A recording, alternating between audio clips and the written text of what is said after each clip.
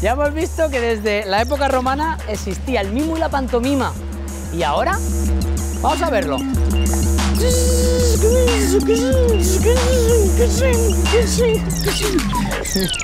Me ha salido fatal, ¿eh? Levantamos unas pesas, mojamos así las manos, ¿eh? ¿Vamos allá? ¿Sí? ¿Qué pasa? ¿Qué pasa? ¡Aguanta, aguanta, aguanta! ¡Animar, animar, animar, animar! ¡Aguanta ahí, aguántame! ¡Sácala, venga! ¡Aguanta, aguanta, aguanta, aguanta! ¡Vamos arriba al pecho! ¡Venga! ¡Y el pecho! ¡Vamos allá! ¡El pecho que grande! ¡Arriba!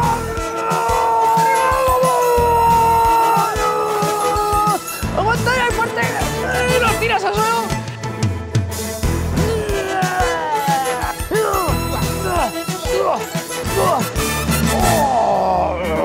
¡Preparados!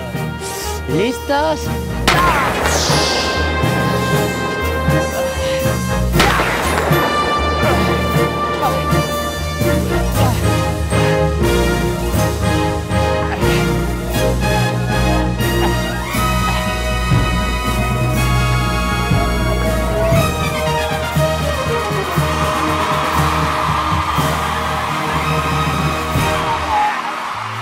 Oye, Martín, ¿quieres jugar conmigo al fútbol con una pelota muy especial que tengo? ¿Sí? Toma, ¿eh?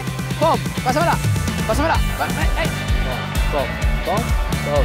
Eso, hazte acto que salga ahí. ¡Pum! ¡Toma! ¡Ahí va! Toma. ¡Pum! ¡Pum! ¡Pum! ¡Ahí va! ¡Que te la pago! Venga, va, a ver si me metes gol. ¡Gol! Esa es.